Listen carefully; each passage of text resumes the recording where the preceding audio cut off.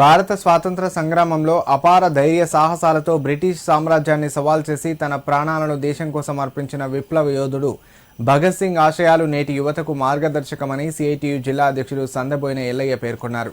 కులమత భేదాలు లేకుండా దేశం కోసం ప్రాణత్యాగాలు చేసిన మహనీయుల త్యాగాలను ఎప్పటికీ మరవకూడదని, వారి ఆశయాలను కాపాడుకోవడం ప్రతి భారతీయుడి బాధ్యత అని పిలుపునిచ్చారు. భగత్ సింగ్ 95వ వర్ధంతి సందర్భంగా ప్రజ్ఞాపూర్ నుండి గజ్వెల్ వరకు సిఐటియు కార్మిక సంఘం ఆధ్వర్యంలో భారీ ర్యాలీ నిర్వహించారు. ఈ ర్యాలీలో పెద్ద సంఖ్యలో కార్మికులు, యువత, ప్రజా సంఘాల నాయకులు పాల్గొని భగత్ సింగ్ చిత్రపటానికి పూలమాలలు వేసి నివాళులర్పించారు. ర్యాలీ అనంతరం నిర్వహించిన సభలో సిఐటియు జిల్లా అధ్యక్షుడు సందబోయిన ఎల్లయ్య, ఉపాధ్యక్షుడు బండ్ల స్వామి మాట్లాడుతూ, చిన్న వయసులోనే దేశభక్తి భావాలతో పెరిగిన భగత్ సింగ్ స్వాతంత్ర్యం కోసం తన ప్రాణాలను అర్పించడమే కాకుండా యువతలో విప్లవ స్ఫూర్తిని రగిలించారని గుర్తు చేశారు. బ్రిటిష్ పాలనకు వ్యతిరేకంగా ఆయన చేపట్టిన పోరాటాలు భారత స్వాతంత్ర ఉద్యమానికి కొత్త దిశను చూపాయని అన్నారు. అదేవిధంగా కొన్ని అగ్రరాజ్యాలు ఇతర దేశాలపై ఆధిపత్యం కోసం యుద్ధాలు చేస్తూ ప్రపంచ ఆర్థిక వ్యవస్థలను దెబ్బతీస్తున్నాయని విమర్శించారు. నేటి యువత భగత్ సింగ్ చూపిన మార్గంలో నడుస్తూ దేశ అభివృద్ధికి తమ వంతు కృషి చేయాలని సూచించారు. ఈ కార్యక్రమంలో సిఐటియు నాయకులు, కార్మిక సంఘాల ప్రతినిధులు, యువజన సంఘాల సభ్యులు, స్థానిక ప్రజలు పెద్ద ఎత్తున పాల్గొన్నారు.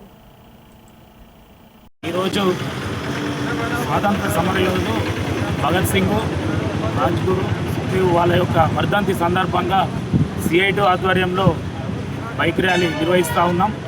దీని ప్రధాన ఉద్దేశం ఏంటంటే, సమస్య పరిష్కారం కానప్పుడు ప్రతి మనిషి విప్లవానికి సిద్ధంగా ఉండాలని చెప్పి, భారత స్వాతంత్రోద్యమం సమయంలో ఒకవైపు అహింస విధానంతో పోరాటం జరుగుతూ ఉంటే, మన ప్రాణ త్యాగాన్ని సైతం లెక్క చేయకుండా విప్లవం ద్వారానే మనం స్వాతంత్రం సాధించవచ్చు అని చెప్పి, ఎలాంటి ప్రాణ నష్టం లేని విధంగా ఢిల్లీ అక్కడ ఉన్న పార్లమెంటు మీద ఎర్రటి పూలు జల్లుతూ, ఎర్రటి కాగితాలు జల్లుతూ బాంబు దాడి చేసి అక్కడ ఉన్న పాలకులను గడగడలాడించినటువంటి యువకుడు, అంటే 1907లో పుట్టి 1931లో ఉరి తీయబడ్డాడు. అంటే ఒక 23 సంవత్సరాలలోనే భారత స్వాతంత్రోద్యమానికి ఎందరికో పోరాటాలకు ఒక స్ఫూర్తినిచ్చి ఆయన ఉరి తీయబడినటువంటి పరిస్థితి ఉంది. వారిని ఆదర్శంగా తీసుకొని ప్రస్తుతం ఏదైతే సమాజంలో ఈ సామ్రాజ్యవాద శక్తులు సోషలిస్టు వ్యతిరేకంగా చేస్తున్నటువంటి వాళ్ళను భగత్ సింగ్ స్ఫూర్తిగా తీసుకొని ఇప్పుడున్న యువత పెడదారి పడకుండా ఈ మతోన్మాదానికి కానీ, కులతత్వానికి కానీ, మతతత్వానికి కానీ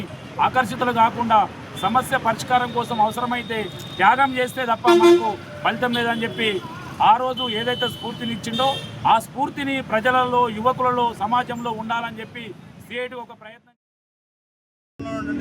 యువత కావచ్చు, మహిళలు కావచ్చు, వ్యవసాయ కూలీలు కావచ్చు, రైతాంగం కావచ్చు, కార్మికులు కావచ్చు, పెద్ద ఎత్తున ఈరోజు ప్రమాదంలో పడుతున్న పరిస్థితి. అందుకోసం మరి భగత్ సింగ్ గారి కన్నా స్వరాజ్యం ఏదైతే ఉందో, అటు సోషలిజం ఏదైతే ఉందో, మరి అటువంటి సోషలిజం రావాలి అంటే మరి కార్మికులు, రైతులు, వ్యవసాయ కూలీలు కూడా అటువంటి లక్ష్యం కోసం పనిచేయాల్సిన అవసరం ఉంది. ప్రధానంగా ఈరోజు ఇరాన్ మీద ఇజ్రాయిల్, అమెరికా దాడి చేస్తూ ఉంది.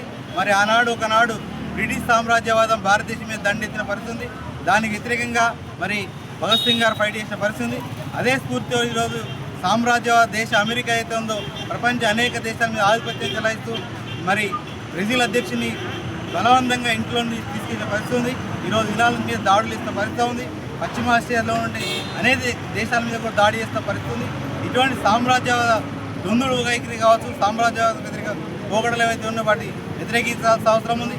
ప్రధానంగా మోడీ గారు మరి ఇప్పటికైనా అమెరికా సామ్రాజ్యవాద వైఖరి దాన్ని ఖండించాల్సిన అవసరం ఉంది. ఇరాన్పై జరుగుతున్న దాడులు ఖండించాల్సిన అవసరం ఉంది. ఆ విధంగా భగత్ సింగ్ గారి స్ఫూర్తికి ముందు తీసుకెళ్లాల్సిన అవసరం ఉందని తెలియజేస్తూ మరి ఈరోజు ఈ ర్యాలీలో పాల్గొన్న ప్రతి ఒక్కరికి ధన్యవాదాలు.